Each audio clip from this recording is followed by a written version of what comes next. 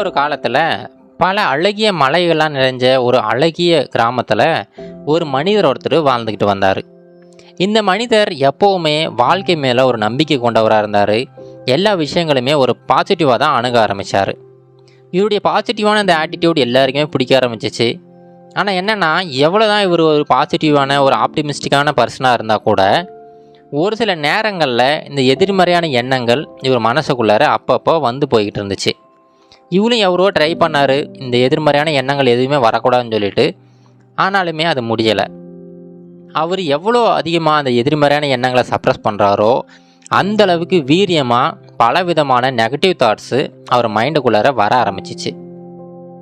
சரி, இதுக்கு என்ன தான் தீர்வு, இந்த நெகட்டிவ் தாட்ஸ்லேருந்து எப்படி விடுபடுறது அப்படின்னு சொல்லிட்டு அவங்க ஊரில் இருந்த ஒரு ஜென் மடத்துக்கு போகிறாரு. அங்கே போயிட்டு அங்கே இருந்த அந்த தலைமை குருக்கிட்ட ஒரு ஆலோசனை கேட்குறாரு. ஐயா, நான் எவ்வளோ தான் ஒரு நேர்மறையான மனிதராக இருந்தால் கூட இந்த எதிர்மறையான எண்ணங்கள் எப்படியாவது என் மனசுக்குள்ளார வந்துடுது. நான் எவ்வளோ ட்ரை பண்ணி அந்த எதிர்மறையான எண்ணங்களை சப்ரஸ் பண்ண பார்க்குறேன், ஆனால் அது முடியலை. நான் சப்ரஸ் பண்ண தான் அதிகப்படியாக அந்த எதிர்மறையான எண்ணங்கள் வந்துக்கிட்டு இருக்கு. எனக்கு ரொம்ப பயமாக இருக்குங்க ஐயா. நான் எப்போவுமே பாசிட்டிவாக இருக்கிற ஒரு மனிதர், ஆனால் இந்த எதிர்மறையான எண்ணங்கள் என்னை மாற்றிடுமோ அப்படிங்கிற பயம் எனக்கு அதிகமாகிட்டே இருக்குது. நீங்கள் தான் எனக்கு ஒரு நல்ல தீர்வு சொல்லணும் அப்படின்னு சொல்லிட்டு அந்த தலைமை குருக்கிட்ட இவர் ஆலோசனை கேட்குறாரு. இது எல்லாத்தையுமே கேட்டுக்கிட்டு இருந்த அந்த தலைமை குரு இப்போ சொல்கிறாரு, இங்கே பாருப்பா, உன் மனசுங்கிறது ஒரு குளத்தில் இருக்கிற தண்ணி மாதிரி தான். அது ரொம்ப அமைதியாக எந்த ஒரு சலனமுமே இல்லாமல் இருக்கும். ஆனால் இந்த நெகட்டிவ் தாட்ஸ் இருக்குது பார்த்தியா, அது அந்த குளத்தில் ஒரு கல் எறிகிற மாதிரி. இப்போது அமைதியாக இருக்கிற ஒரு குளத்தில் நீ கல் எறிஞ்சினா கண்டிப்பாக அதில் நிறைய அலைகள்லாம் உருவாகும். அதுபோல் தான் அந்த நெகட்டிவ் தாட்ஸுங்கிறது ஒரு கல் மாதிரி உன் மனசுக்குள்ளார விழுந்து பலவிதமான அந்த எதிர்மறையான அலைகளை உண்டு பண்ணும். அதுக்கு நீ என்ன பண்ணணும் அப்படின்னா, கொஞ்ச நேரம் பொறுமையாக வெயிட் பண்ணணும். நீ வெயிட் பண்ணினா அந்த குளம் எப்படி மறுபடியும் அந்த அமைதியான நிலைக்கு போகுதோ அதே மாதிரி உன்னுடைய மனசுமே அந்த அமைதியான நிலைக்கு போயிடும். ஆனால் அதை தவிர்த்து நீ அந்த அலைகளை சப்ரஸ் பண்ணணும் அப்படின்னு சொல்லிட்டு மேலும் மேலும் பலவிதமான கற்களையோ இல்லை வேறு ஏதாவது இன்ஸ்ட்ருமெண்ட்டையோ பயன்படுத்த நினச்சின்னா கண்டிப்பாக அந்த குளத்தில் அந்த அமைதிங்கிறது திரும்பவே திரும்பாது. நல்லா யோசிச்சுப்பார். நீ ஒரு கல் போடும்போது நிறைய அலைகள் ஏற்படும். ஆனால் அந்த அலைகளை நீ அமைதிப்படுத்தணும் அப்படின்னு சொல்லிட்டு உன்னுடைய கையை வச்சோ இல்லை வேறு ஏதாவது ஒரு இன்ஸ்ட்ருமெண்ட்டை பயன்படுத்த ட்ரை பண்ணாலோ அந்த அலைகளோட வீரியம் அதிகமாகிட்டே தான் போகும். இது ஒரு நல்ல எடுத்துக்காட்டு. இதை மட்டும் நீ ஞாபகம் வச்சுக்க. எப்போ நீ உன்னுடைய நெகட்டிவ் தாட்ஸை நீ சப்ரஸ் பண்ண ட்ரை பண்ணுறியோ அப்போது அதோட வீரியம் அதிகரிச்சுக்கிட்டே போகும். அதுக்கு பதிலாக நீ என்ன பண்ணணும் அப்படின்னா, ஒரு ஆடியன்ஸ் மாதிரி நீ ரொம்ப அமைதியாக அந்த நெகட்டிவ் தாட்ஸை அப்சர்வ் பண்ண பார்க்கணும். நீ ரொம்ப அமைதியாக அப்சர்வ் பண்ணிக்கிட்டு இருந்தீன்னா கண்டிப்பாக ஒரு சில நிமிடங்களில் அந்த நெகட்டிவ் தாட்ஸுங்கிறது கொஞ்சம் கொஞ்சமாக சப்ரஸ் ஆகி அதோட சக்தியை இழந்து ரொம்ப அமைதியாகிடும். உன்னுடைய மனசுமே அந்த அமைதியான குளம் மாதிரி ரொம்ப அமைதியாக மாறிடும் அப்படின்னு சொல்லிட்டு அந்த சென் குரு சொல்கிறாரு.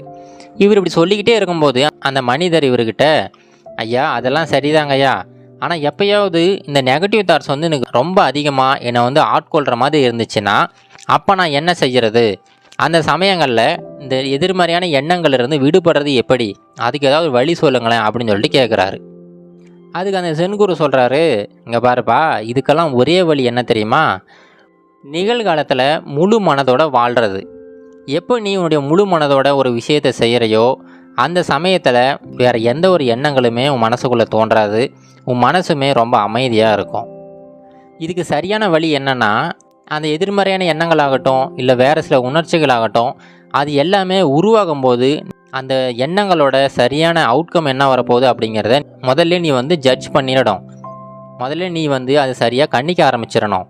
எப்படி நீ சரியாக கணிச்சினா கண்டிப்பாக அந்த எதிர்மறையான எண்ணங்களை எதுவுமே டிஸ்டர்ப் பண்ணாமல் ரொம்ப அமைதியாக விட்டுருவ. ரொம்ப அமைதியாக இருந்தாவே போதும். ஒரு சில நிமிடங்களில் அந்த எதிர்மறையான எண்ணங்கள் கொஞ்சம் கொஞ்சமாக மறைய ஆரம்பிச்சிடும். ஏன்னா மனிதர்களுக்கு ஒரு நாளைக்கு பல ஆயிரக்கணக்கான எண்ணங்கள் தோன்றிக்கிட்டே தான் இருக்கும். அத்தனை எண்ணங்களுமே நீ முக்கியத்துவம் கொடுத்தினா உன் வாழ்க்கை ரொம்ப பெரிய ஒரு பிரச்சனைக்குரிய ஒரு இடமாக மாறிடும். அதனால் எதெல்லாம் உனக்கு முக்கியமோ அதுக்கு மட்டும் நீ செயல் வடிவம் கொடு.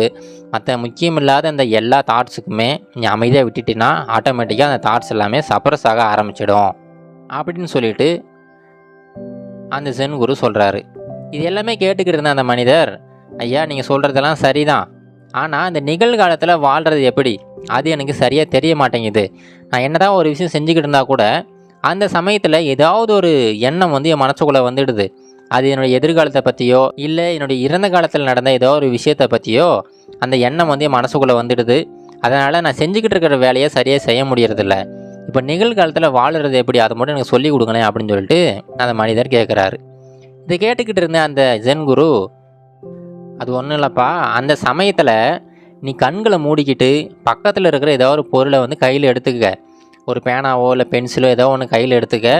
நீ என்னென்னா அந்த பேனாவோ பென்சிலோ கையில் வச்சுக்கிட்டு அதை கொஞ்சம் கொஞ்சமாக ஃபீல் பண்ண ஆரம்பி. அந்த பேனோட வெயிட் எவ்வளோ இருக்கும், அந்த பேனோட ஷேப் எப்படி இருக்கும் அப்படின்னு சொல்லிட்டு கொஞ்சமாக தொட்டு பார்த்து அது உன் மனசுக்குள்ளார ஃபீல் பண்ண ஆரம்பி. இப்படி ஃபீல் பண்ணினாவே உன் மனசு என்ன பண்ணும் அப்படின்னா உன்னுடைய 100% ஃபோக்கஸை அந்த கண்ணை மூடிக்கிட்டு செய்கிற அந்த வேலையில் வந்து செலுத்த ஆரம்பிச்சிடும். இதனால் என்ன ஆகுதுன்னா உன்னுடைய அந்த எண்ணங்கள் தோன்றுச்சு பார்த்தியா, எதிர்காலத்தை நினச்சோ இல்லை இறந்த காலத்தை நினச்சோ அந்த எண்ணங்கள் எல்லாமே கொஞ்சம் கொஞ்சமாக விடுபட ஆரம்பிச்சிடும். அதனால் இது ஒரு ப்ராக்டிஸாக வச்சுக்க. எப்போல்லாம் உன்னுடைய எண்ணங்கள் வந்து டிஸ்டர்ப் பண்ணுதோ, இன்னும் வந்து நிகழ்காலத்தில் வாழ முடியாமல் பண்ணுதோ, அந்த சமயங்களில் கண்ணை மூடிட்டு ஏதாவது ஒரு செயலை செய்ய ஆரம்பி. கண்டிப்பாக அந்த தேவையில்லாத எண்ணங்கள்லேருந்து ரொம்ப சுலபமாக விடுபடலாம் அப்படின்னு சொல்லிட்டு ஒரு நல்ல தீர்வையுமே சொல்கிறாரு. இது எல்லாமே கேட்டுக்கிட்டு இருந்த அந்த மனிதருக்கு கொஞ்சம் கொஞ்சமாக ஒரு தெளிவு பிறக்குது. அந்த ஜென் குருக்கிட்ட ரொம்ப நன்றிங்க ஐயா அப்படின்னு சொல்லிட்டு அங்கேருந்து கிளம்பி போகிறாரு. அவர் போனதுக்கப்புறம் பார்த்தீங்கன்னா எப்போ எல்லாம் அவருக்கு நெகட்டிவ் தாட்ஸ் வருதோ அப்போல்லாம் இந்த ஜென் குரு சொன்ன மாதிரி நிகழ்காலத்தில் வாழ்கிறது எப்படி அப்படிங்கிற அந்த பயிற்சியை திரும்ப திரும்ப மேற்கொள்கிறாரு. இந்த பயிற்சியின் காரணமாக நாளடைவில் ஒரு சில நாட்கள் அவரால் வந்து சரியாக அதை வந்து அணுக முடியலை. ஆனால் அந்த பயிற்சி நல்லபடியாக பண்ணிக்கிட்டே இருக்கார். இதனால் ஒரு சில நாட்கள்லேயே அவர் இந்த நெகட்டிவ் தாட்ஸ்லேருந்து கொஞ்சமாக விடுபட ஆரம்பிச்சிட்டாரு. எப்போவுமே அந்த நிகழ்காலத்தில் நல்லபடியாக வாழ்ந்துக்கிட்டு இருக்காரு. எதிர்காலத்தை நினச்சோ இல்லை இறந்த காலத்தில் நடந்த ஏதோ ஒரு விஷயங்களோ அவருக்கு எண்ணங்களாக தோன்றும் போது அந்த ஜென் குரு சொன்ன மாதிரி அந்த பயிற்சியை மீண்டும் முயற்சி செய்கிறாரு. இதனால் அவருடைய வாழ்க்கை நல்லபடியாக போய்கிட்டு இருக்கு. அவருமே அந்த நெகட்டிவ் தாட்ஸ்லேருந்து கொஞ்சம் கொஞ்சமாக விடுபட ஆரம்பிச்சிட்டாரு. இது போல் தாங்க நம்ம வாழ்க்கையிலையும் நம்ம ஏதாவது ஒரு விஷயம் செய்யலான்னு போவோம். ஒரு உதாரணத்தை சொல்லணும்னு பார்த்தீங்கன்னா, நீங்கள் மொபைல் எடுத்து ஏதாவது ஒரு விஷயத்தை பார்க்கலாம், ஒரு கால்குலேட்டர் ஓப்பன் பண்ணலாம் அப்படின்னு சொல்லிட்டு தான் போவீங்க. ஆனால் அது ஓப்பன் பண்ணுறதுக்கு முன்னாடியே இந்த வாட்ஸ்அப்லேயோ இல்லை வேறு ஏதாவது ஆப்பில் இருந்தோ நோட்டிஃபிகேஷன் வரும். சரி அதை ஓப்பன் பண்ணி பார்க்கலாம் அப்படின்னு சொல்லிட்டு அதை ஓப்பன் பண்ணி பார்ப்பீங்க. உங்களுடைய நேரம் பார்த்தீங்கன்னா அந்த ஆப்பில் அதிகப்படியாக செலவிட ஆரம்பிச்சிருவீங்க. கொஞ்சம் நேரம் கழித்து நீங்கள் எதுக்காக அந்த ஃபோனை ஓப்பன் பண்ணீங்க அப்படிங்கிறதே மறந்து போயிடுவீங்க. கால்குலேட்டரை கடைசி வரைக்கும் ஓப்பன் பண்ணாமலே அந்த ஃபோனை கீழே வச்சுடுவீங்க. இந்த மாதிரி தான் நமக்குமே பல விதமான எண்ணங்கள் நம்மளை டிஸ்ட்ராக்ட் பண்ணிக்கிட்டே தான் இருக்கும். அந்த மாதிரி சூழ்நிலைகளில் நீங்கள் எந்த விஷயத்துக்காக அந்த செயலை செய்ய ஆரம்பிச்சிங்களோ அதில் மட்டும் ஃபோக்கஸ் பண்ணுங்கள். 100% அதுலேயே ஃபோக்கஸ் பண்ணிங்கன்னா கண்டிப்பாக நீங்களுமே நிகழ்காலத்தில் வாழ ஆரம்பிக்கலாம். இந்த எதிர்மறையான எண்ணங்கள்லேருந்து ரொம்ப சுலபமாக நீங்கள் வந்து விடுபட்டுடலாம்.